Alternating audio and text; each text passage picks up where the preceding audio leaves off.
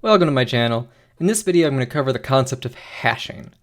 Well, you might be aware of hash browns or hash tagging, but hashtags are actually real-world examples of hashing in action. What does a hashtag do?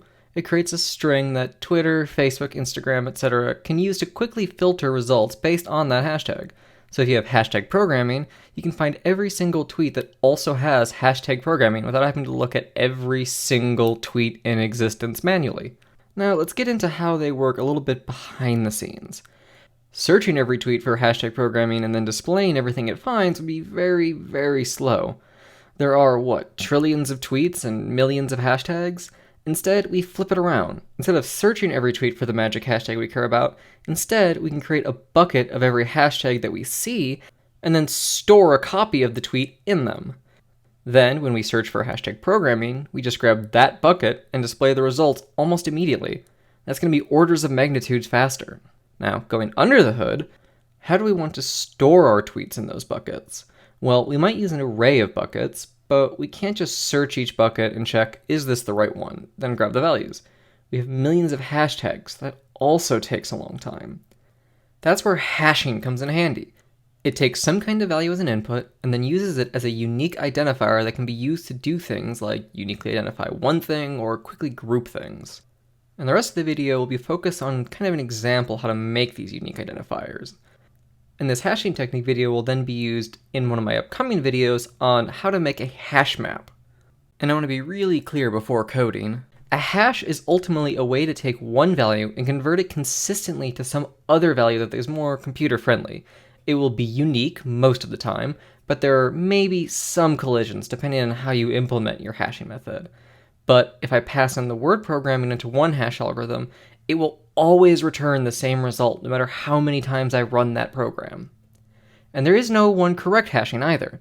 There are better and worse, more complicated, more simple hashes, and as long as it successfully converts one thing into another consistently, you have a hash, except for one little caveat. Hashing is a one-way operation. Once something is hashed, that's it. There's no reversing it. This differs from encryption because with encryption you have these keys that can be used to encrypt and decrypt things, so it goes both directions. So one example of hashing, which we're going to discuss here, is converting your input to a number, which might be used to represent the index of an array. Download the starter code below, and then let's get started. Looking at the code, we see we have this hashing utility with a single method hash that takes a string as an input. And let's just assume our strings are just lowercase letters just to keep things simple. Right now, we're just returning this hash value, which we've arbitrarily set to a prime number, 7. And since we know that hashing is to try as hard as possible to be unique, prime numbers are really good for that because there's nothing that leads up to that they can have in common. They are the base number. So let's also add an int hash prime equals 11 below that. And we want these to be hard-coded values so that they're consistent every time we run the program. Now, we want to convert our string to a number somehow. Well, we know each character corresponds to an ASCII number, right? And we also know that a string is just an array representation of characters with a little bit of fluff around it. So what we can actually do is we're going to do a for character input dot to a character array, and then inside of our for loop we're going to do hash equals hash times hash prime to kind of add in this new layer of prime magnification, and then we're going to add in parentheses our character minus, and then in single quotes the letter A. And this is because it's kind of a makeshift way of converting between a lowercase letter and 0 to 25. And then at the end, we just return our hash value. This uses math magic to constantly modify our base value before folding in our next character of the string.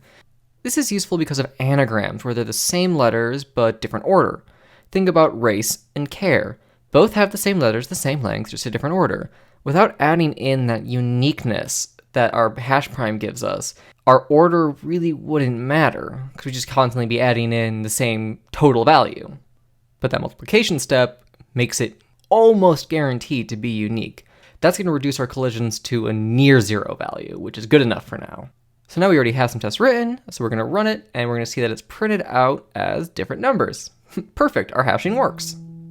Now, real hashing would most likely include some amount of reduction or conversion to some other format such as a string, so that it could include letters as well, since this specific hashing technique would grow astronomical pretty quickly. This was just a little bit of background on how hashing works before getting into building a primitive hash map ourselves. So I'll see you in the How It's Made next time. Like, subscribe, and comment below what you want to see next or topics you'd like to know more about.